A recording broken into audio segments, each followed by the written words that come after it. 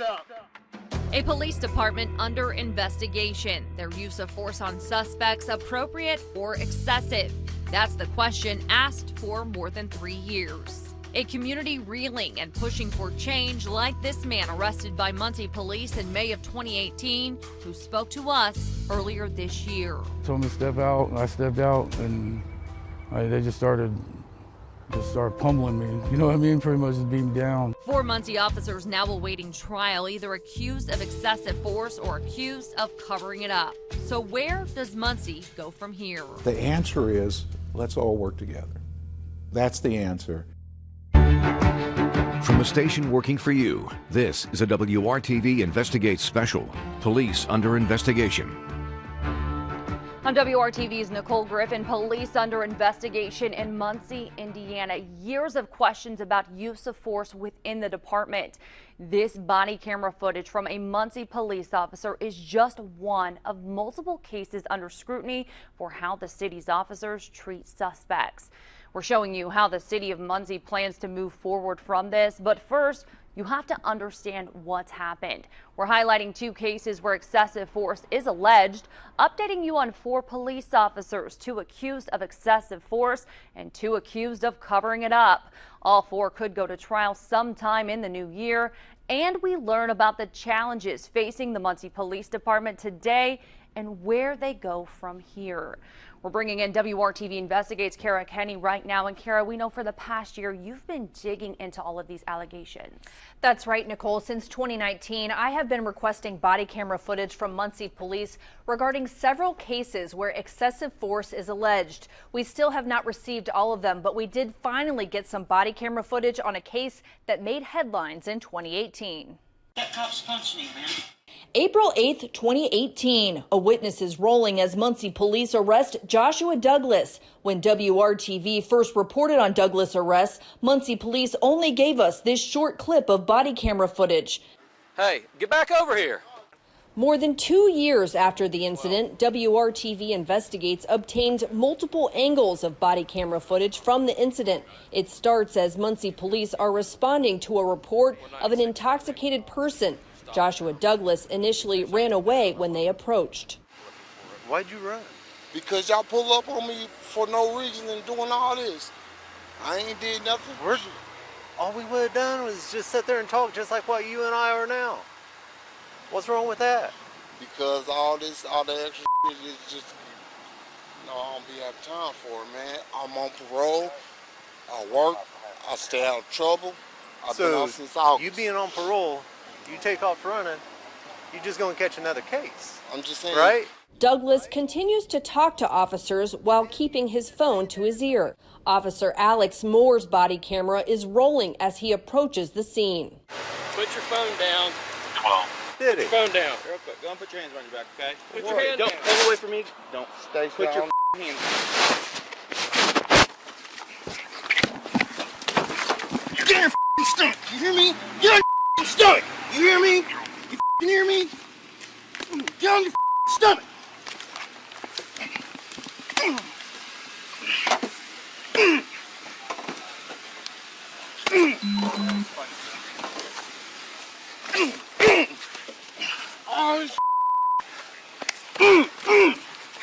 Give me your hands. Put your hand up. Officer Moore, the officer seen punching Douglas, says in his official report he approached after finding a bag of amphetamines and said Douglas tensed and continued to resist. I gave multiple loud verbal commands for Joshua to get onto his stomach, but he refused to do so. You punched me in my eyes. Your head, your teeth.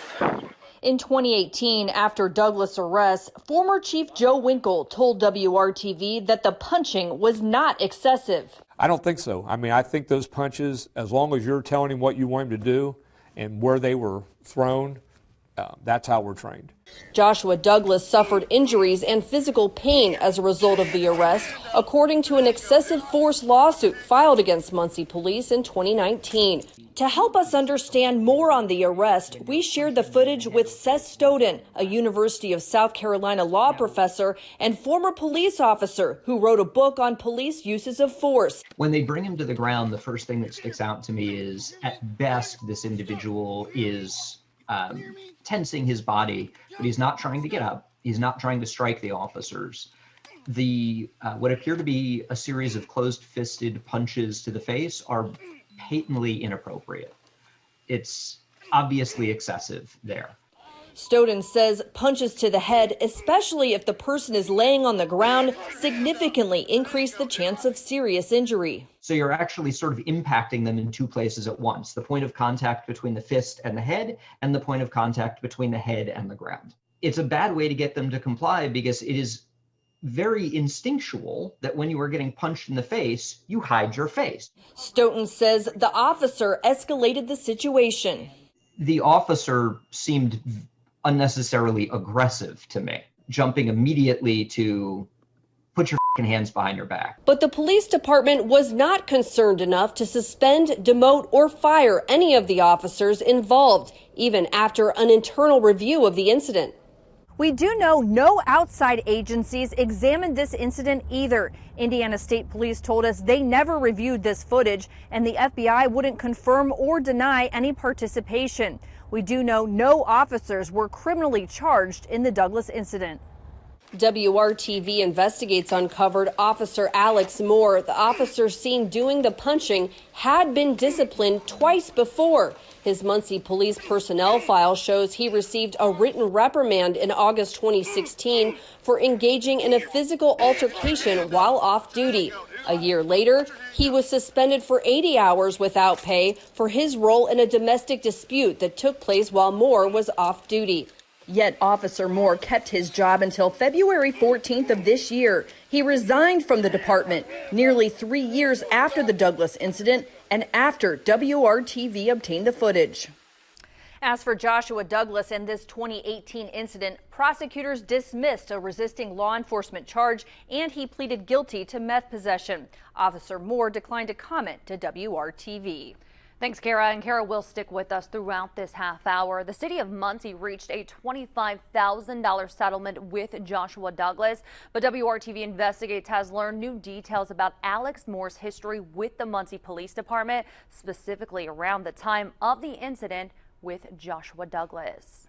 The officer you just saw in that body camera video served as a physical tactics instructor to other officers after the 2018 incident with Josh Douglas. Records show Alex Moore was a physical tactics instructor in 2019 and 2020, even after Joshua Douglas filed a lawsuit against Alex Moore and the city alleging excessive force. Physical tactics includes teaching other officers about how to control a combative subject, such as proper pat-downs, levels of suspect resistance, ways to take a suspect to the ground, information on pressure points, as well as the use of punching and kicking a suspect to gain compliance. Moore also educated other officers on proper use of firearms. Internal records show Alex Moore's name listed as the primary instructor in March of 2019, as well as January, February, June, July, October, and November of 2020. We asked community leader Marwin Strong his opinion. Do you find it surprising that the department allowed Alex Moore to train officers even after this incident with Joshua Douglas? It's very surprising what I'm seeing, and what I'm hearing. We need to go back to the drawing board, get back to the drawing board with the chief of police, the chief of police and those other things, and understand how important it is to really how can they deal with young people. Both the current and former police chiefs allowed Alex Moore to train other officers on use of force. Current chief Nathan Sloan has declined our request to speak with us, and the mayor has not answered our questions about this. After WRTV began questioning the department about the incident with Douglas, Officer Alex Moore resigned in February of this year and did not face any criminal charges over the incident.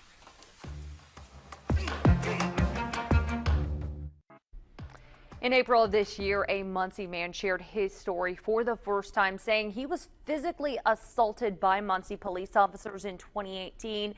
That man is Manny Montero. Manny spoke to WRTV Investigates in April, which is when federal prosecutors announced they had filed new charges against Muncie police in relation to his case. May 13th, 2018 is a day Manny Montero will never forget. Muncie police pulled him over for a missing headlight. Montero told WRTV Investigates what he says happened next. They told me to step out, and I stepped out, and they just started pummeling me. You know what I mean? Pretty much just beat me down. What's going through your mind while this is happening? Well, I just wanted to see my family, just think about my son.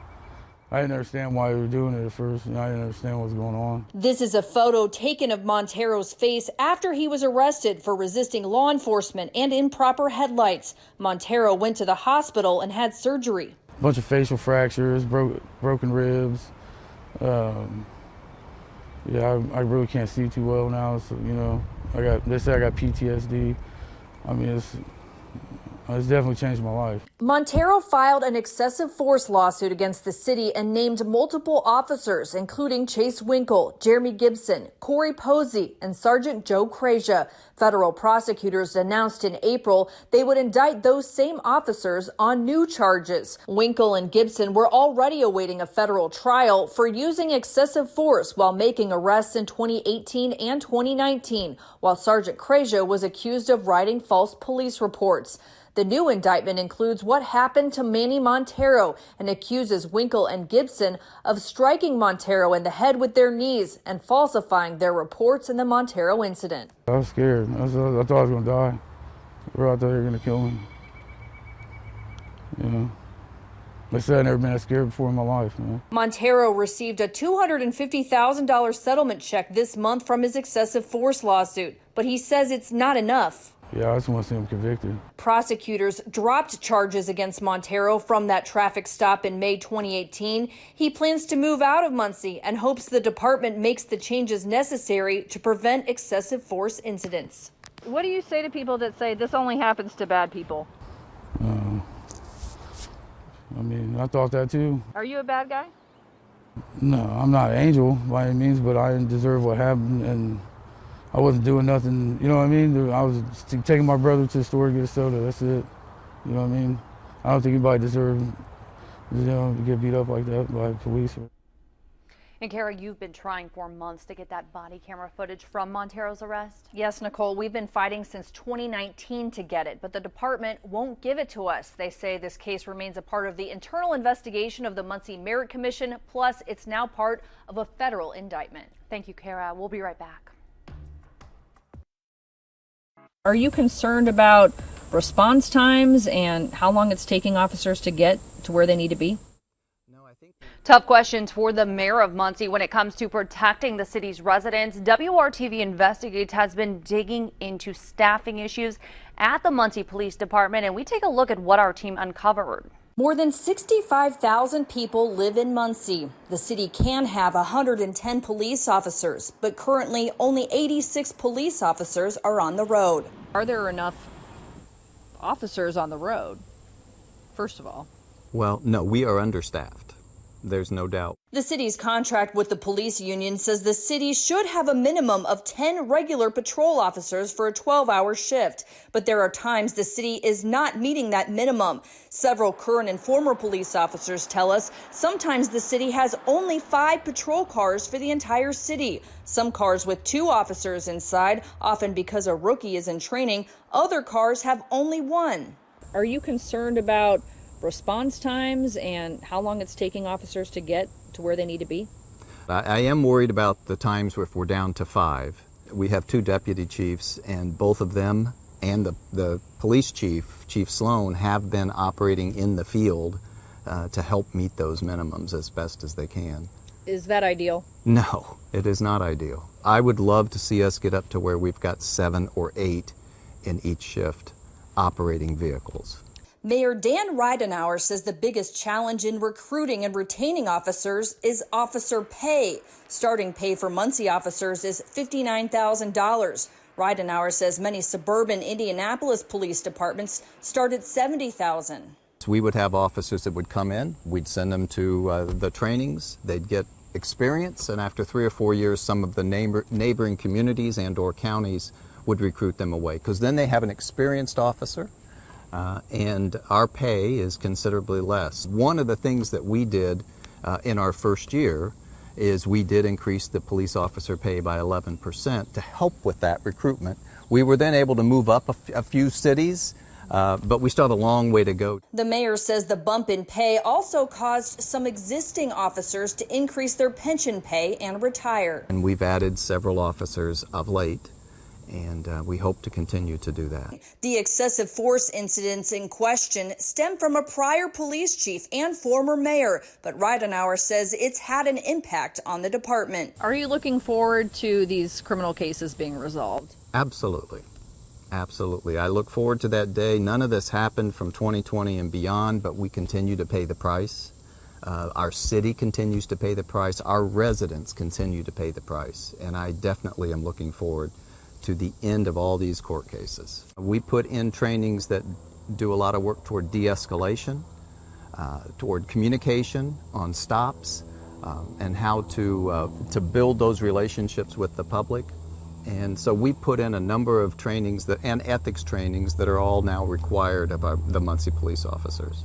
Do you feel like that's made a difference? Oh, I do feel like it's made a difference. Here's a look at just some of the things we asked the city for in July and haven't received. How many officers have left the department since 2017, broken down by year? Reasons for their departures. The number of budgeted officers per contract each year since 2017. The city attorney told us there is no easy way to pull the information you have requested. The request is voluminous and will require time to pull together. The documents can be made available to you so that you can determine the answers to your questions. Please work with Sergeant Winningham to arrange a time for the review. But when we reached out to Sergeant Winningham, we got no response. The mayor told us he will work on improving transparency and access to information. I think we're trying to work and go a long way toward improving that. And I think we've made some positive steps. And the Muncie Police Department is making progress on recruitment. On November 29th, the city welcomed 4 new officers. One thing is clear, the city of Muncie and the people who live there are ready to move on from all of the controversy surrounding the police department, but the question now is how to move on. I, along with senior digital content producer Andrew Smith and photographer Brad Forrestal, spoke with community leaders to get their ideas. Jonathan Mitchell leads his community. The devil does exist. Whether through worship from the pulpit or as he works on his podcast. Let us hear what you feel about this situation with policing here in the city of Muncie. He's a senior pastor at Kirby Avenue Church of God in Muncie. Hopefully we'll have some dialogue that opens up as a result of it. Justice and humility means something. Mercy, kindness, that means something. We're going to call this meeting to order. Mitchell is also the president of the Muncie Police Merit Commission, a 5-person panel that deals with numerous aspects of the police department, including hiring, promotions, and discipline. Let the record reflect the vote. Chase Winkle, Jeremy Gibson, Corey Posey, and Sergeant Joe Crasia were indicted for their roles in allegedly using unreasonable force against suspects and falsifying documents to cover up the misconduct. Can you say whether their cases are pending before your commission? I am just not comfortable getting into specifics about anything that's going on. Okay. I'll just tell you this, as a board, we do our due diligence. Do you decide whether an officer is put on paid or unpaid leave? We look at all issues on an individual basis, and that can be a part of the process. How do you move the community forward? Part of my job is, as a pastor as well, and as a person who's otherwise connected to the community, is to make sure that people know that they have a right to be involved in the process. And that means that when we do have our meetings, come to the meetings, ask questions. We invite the public. To be honest with you, very few people attend those meetings, and I really wish more people would. Mitchell says community engagement is the key to getting past this. I think people need to get more involved. I really do. It's our police department. They are accountable to each and every one of us individually and collectively as a city. Community leader Marwin Strong says the city needs to hire more officers from Muncie. And the first thing they could do, they could hire more, more minorities. Because the more neighborhoods you go to, you want to build relationships. You want somebody to look like you, understand you, feel like you. You don't want to have somebody coming from a whole nother town and coming to this town, especially in the low income areas. 93% of Muncie PD is white, 7% minorities, compared to the Muncie population, which is 83% white and 17% minorities. Muncie PD is also 93% male, 7% female. We asked the chief and the mayor via email what they're doing to improve diversity on the department, and we're still waiting to hear back. Pastor Jonathan Mitchell's term ends at the end of 2021, and he hopes to leave Muncie in a better place than when he joined the commission 3 years ago. The answer is, let's all work together. That's the answer. To let them know that, we love you, we appreciate what you do. You guys run toward the danger when everybody else is running away. Kara, what happens next with the 4 officers? We know some are facing excessive force charges, others accused of trying to cover it up. Well, Nicole, a federal judge recently agreed to push back the trials. They were supposed to start in January of 2022. It's now unclear when those will begin. I'll continue to follow up on any new developments in this case. Thanks for joining us.